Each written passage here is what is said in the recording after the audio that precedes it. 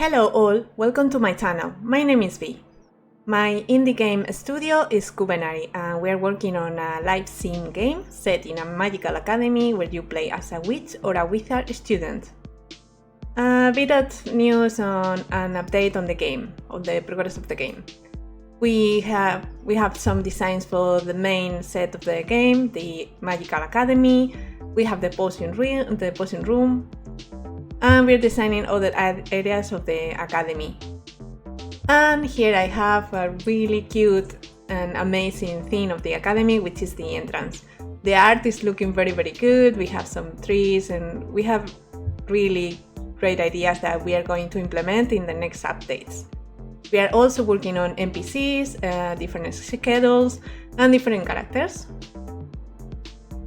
If you want to know more updates on the game, you can follow us on Twitter, Insta. You can follow me as well. I also post their updates apart from my videos. And we have Discord, so come and join us and we can hang out, we can talk about the game and, well, about my videos, whatever you want. For today's video, we continue with the laser. And, well, here we have our robot, and as you remember, he is completely stuck in this jail. He can't escape, and here we have the deadly laser. So look at, wow, he's gone. So we need to do something about this.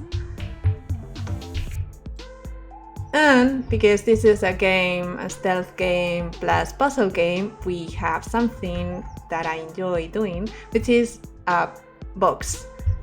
So we can use this box right here to block that laser. And now the robot can escape and we can continue the adventure. For now it's pretty empty, but we will have stuff around here. We will have AI and there is the end of the level. Okay. Oops, he's gone again. So you can see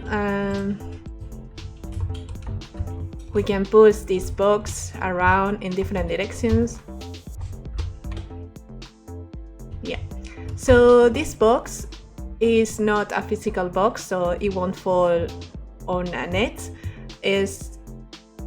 So it's just a box that you can push, and I decided to do it this way.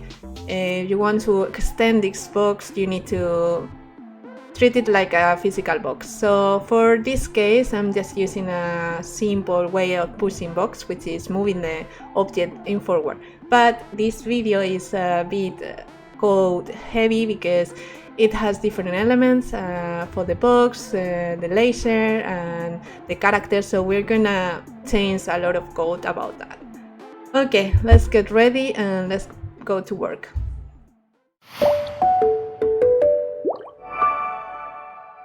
In this video, we're going to update the animation, the blueprint animation of the robot.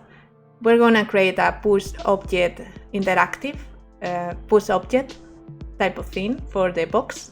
We are going to update the character code to implement this push logic, and we're going to use a bit of maths, but don't worry, it's going to be simple. And finally, we will add an extra functionality, no match, to the deadly laser, because in the previous video we prepared everything for this situation as well, so we don't have to change maths. Okay, let's go to the character. So I've got my character right there, and what we need to do is to update the animator blueprint. If you remember, we have all this logic to the look at code, the locomotion blend space, and here you remember we have the blend pose. We use this E animation type, which is a enum that I declare on my definitions class with different animations. So to update this one, we need to add this push pose for the pushing animation. That's all we are going to do in this code. So I'm just gonna remove that. So in the previous video we have the current animation. Of course, this comes from the animation robot anim instance, which is a C++ class, and through this we use the character to change between animations with this element right there, and we control that on code. Okay, so we have an idle, we have that falling backwards on the robot when he's trying to step, well, he's in the middle of the laser. So for the push animation, we already have the that element on the E animation type. So all we have to do is to add the pin. It's right there. So, and we just need to find a suitable animation. In this case, I already had this one. So that's all we have to do. Remember, this comes from Mixamo, so you can go there and grab that animation as well for your character. And as a reminder, the way you do this is you find blend, poses, and then you have to find the blend pose based on the E animation type, the custom enum. And you will normally have that, so you need to add the current animation, which is right there.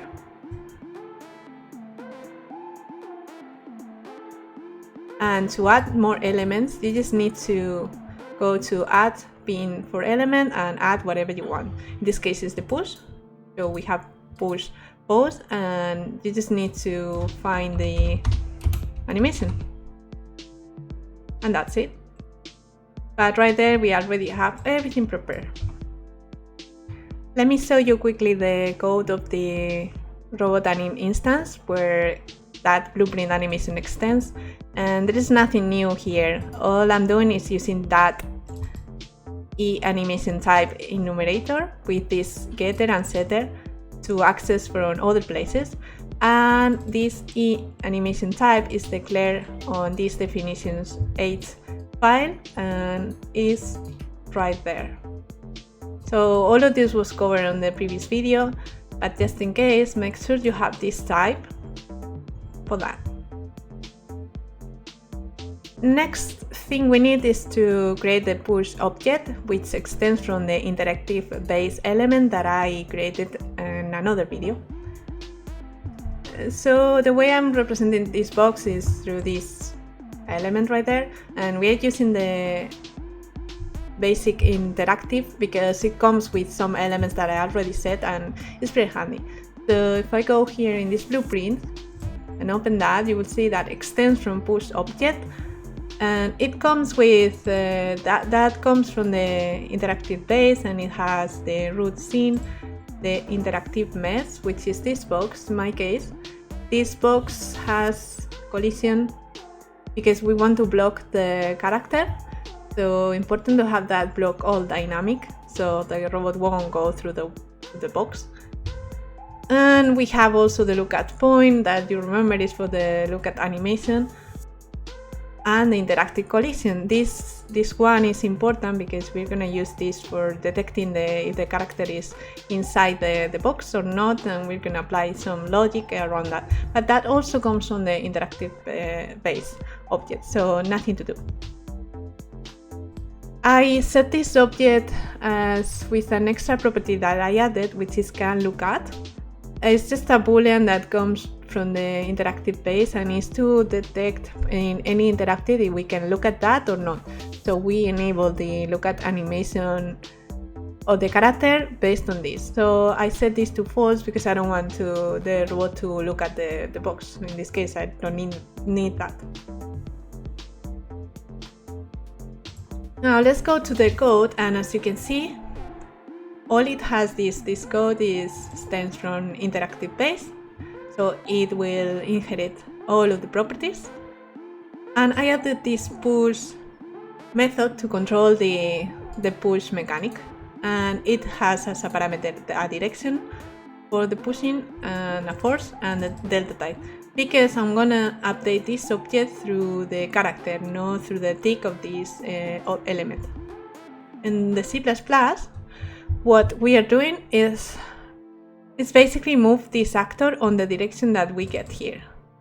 And as you probably notice, the box only moves in the 4 directions, so forward, backwards, right or left, because that's how the robot moves, so the box moves in the same direction.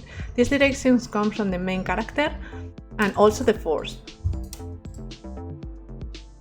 Okay, so here what we have is, here we use the current location of this actor, and we just apply simple vectorial maths, which is to the current location we apply the direction, so it can be any direction that comes from there. At the delta time, because we use the tick on the main character for that, and a force, because we need to update that, and basically set actor location. And the rest, I'm using a raycast, and this is basically to detect if this object is going to collide with any other objects on the environment, for example, a wall. So we cast, or we send a line trace single by channel using the ECC visibility to detect if we want to move, keep moving or not. So for that, what I do is implement it simply. If I detect a collision with a wall, for example, it will just clear the interactive in range, which is, you remember, is the way we connect interactives with the main character, and we clear that reference, so this will stop the movement of the character when we are colliding with a box. And we use F hit result starting from the get location, but we add a slightly offset to start outside the box, not inside. And this is a trial and error, so 200 worked for me, but depends on the size of the box. And the end position will be that direction that comes from there, plus some distance and the start. That's it. So every time we collide with something, there will be a clear interactive in range and the box will move again. Quick thing to take into account: if you want to create this object, all you have to do is right click, new C++ class, and you need to show all classes and find the basic interactive.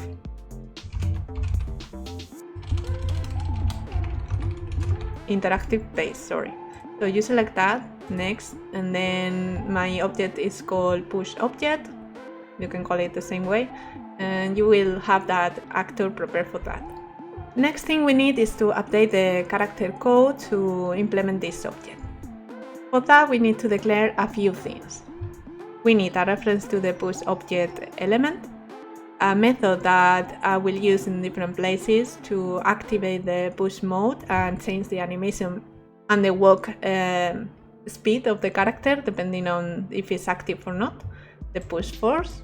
And finally, this is important for detect if we are changing direction or not, so we stop moving the box or not. And again, I'm using this E push direction, which is declared on the definitions 8. This enum, what has is a none. I always like to put this none, which is the default state. But then we have to top, to down, to left, to right. This indicates simply the direction of the movement of the box, where it's going to go. Let's go back to the main character and check this function right there, which is, it has nothing difficult, which is basically we active this, we set this as a true. The workspace is lower because we are pushing, so we need to represent that in some way. And we just send this animation, push animation, so the character will perform that animation. If it is false, we go back to the walk speed, normal speed, and none. Now we need to change the code inside set interactive in range, because as soon as the character steps in the box, the basic object, it will send a signal to the character with the reference. So we need to do a few things right there. So this is new. This is just to detect if we can look at this object. And in the case of the push object, I set that false, so this code won't happen. And it's basically to not activate the rotation of the head on the character. as soon as this happens, we keep the reference to the push object with a cast. If this is happening, that means that interactive is a push object and we can start doing things. And now we have a new raycast to detect the direction of the push. And here is when we have a bit of maths, but don't worry, it's easy. So first thing, I have this raycast point component on the character, which is nothing else than a raycast point using component to position better on the character where it's going to do the raycast. This is handy for me. You can do it with an F vector if you feel more comfortable like that. I prefer to use visual elements. So I use that as a start point, and as an end point I need to use the forward vector.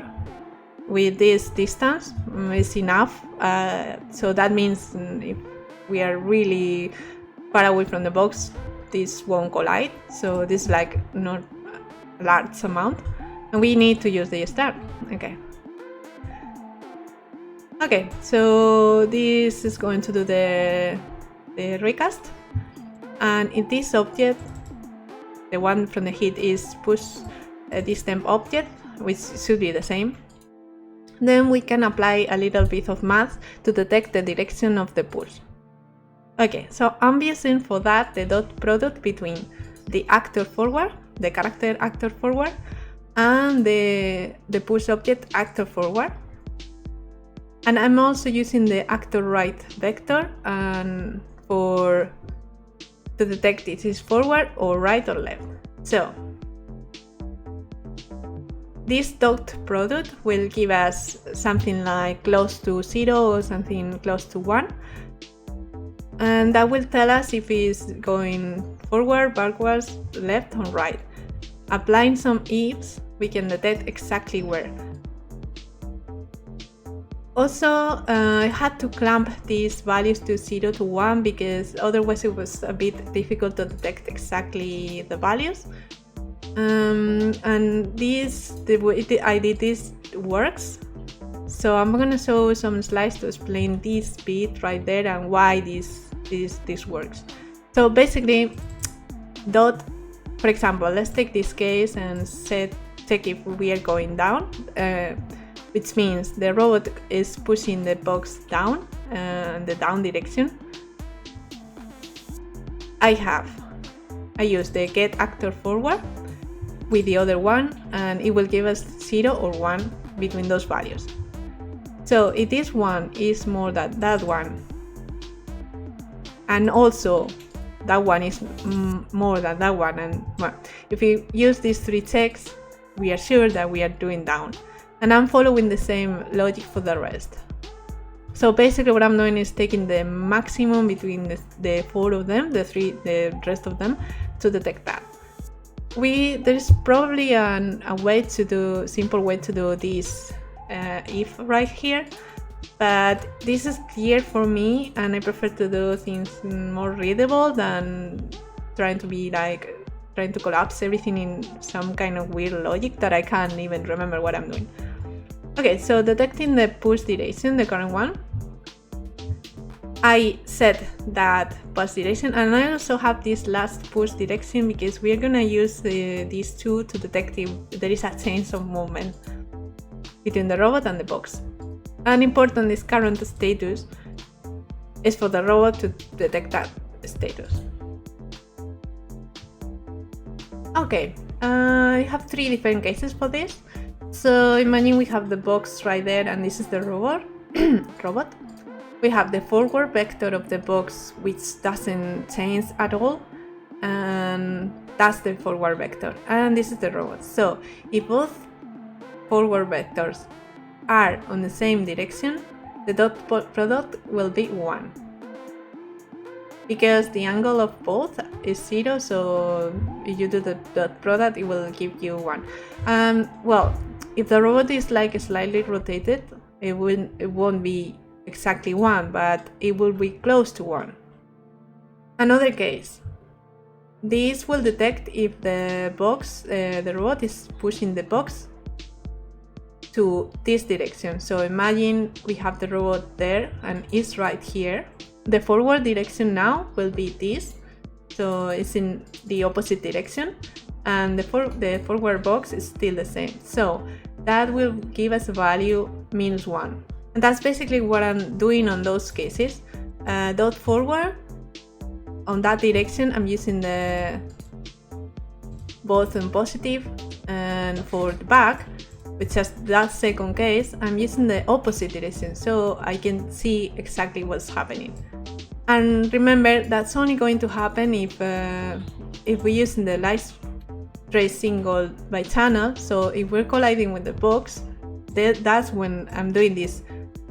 On the code, I'm also using the right vector for the other two, right or left, and it's the same. If we have those in opposite direction, we will have -1, and if not, we will have 1. And that's what we have here. Get forward and right. So with this, we can know if the robot is pushing left or right.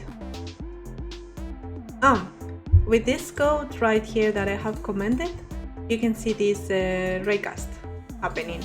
So this is pretty handy. Also, you can also do some EU logs or debug this code with setting a breakpoint to detect these values. So you will see that this if really works. Okay.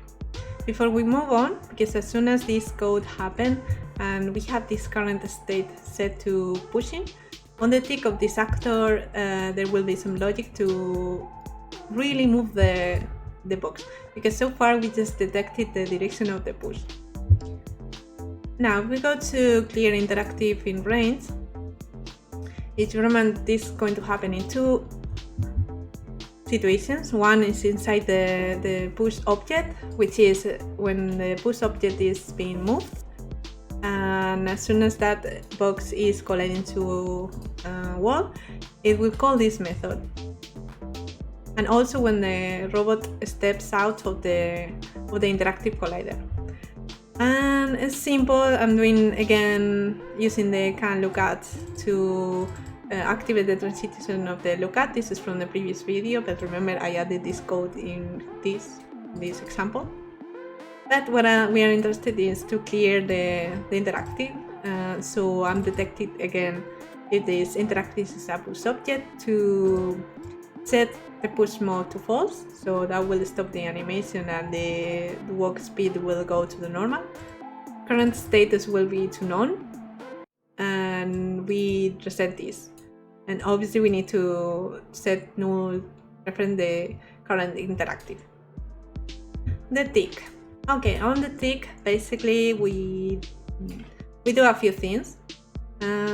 We check the current status is pushing, and we have an object to push. And with this, as you can see, we detect if we still have to push the object or not. And that's why I have the last push direction and push direction. So with these two are different. I set the push mode to false, so no animation and no force. And if it's the other way around, they both are the same, that means the robot is pushing the box. So we set this to true, we have the animation, we update the push force, and we finally done this method which will move the box. So we will call this, and it will do this unless there is no wall in the middle. So this will happen first, and if there is nothing in the way, it will move the actor. Okay. So how do we update the last push direction? We do that in the move forward and move right, because we only need to really do calculations on those states.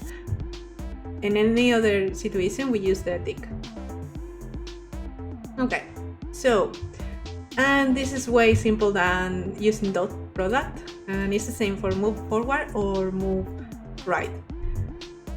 So if the current status is pushing, what we do is, well, this is just a simple to reset that, but we'll go back to 200 if all of this happens.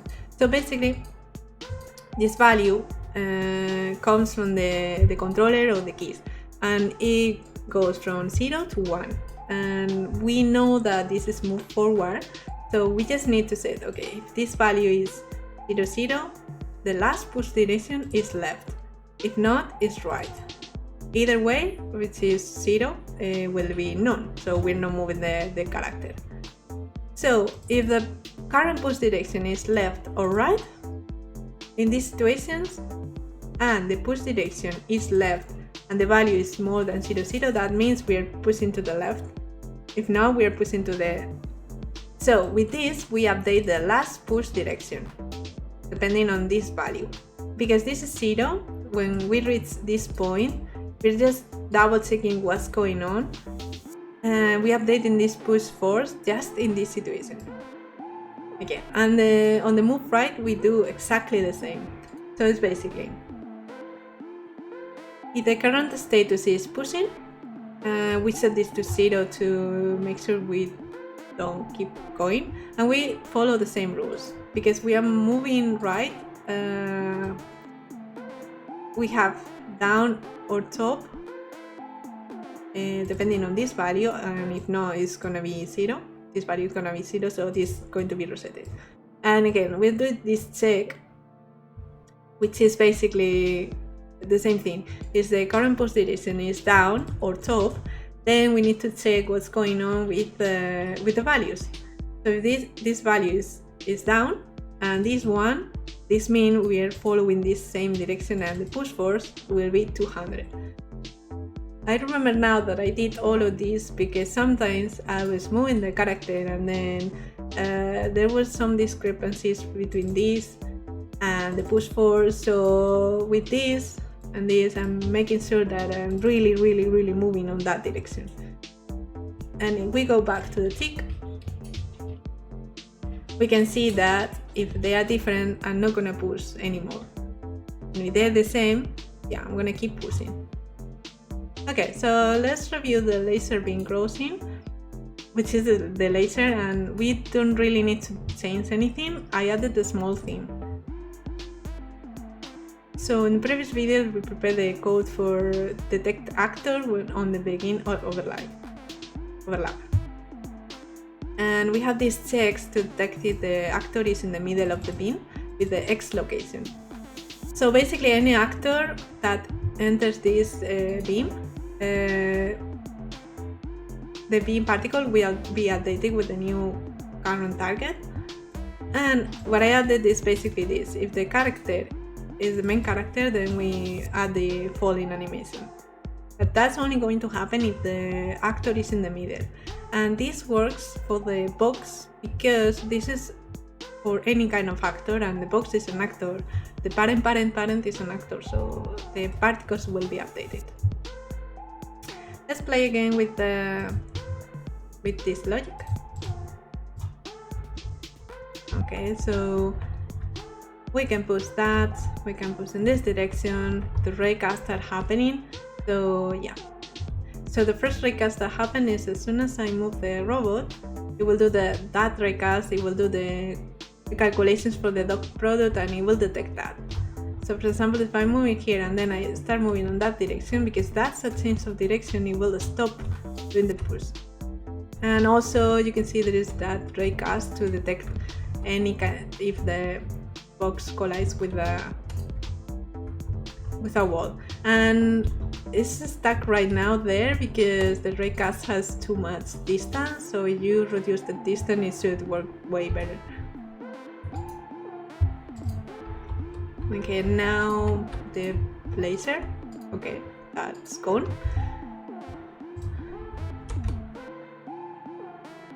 Yeah, so if I move right there, it will fall.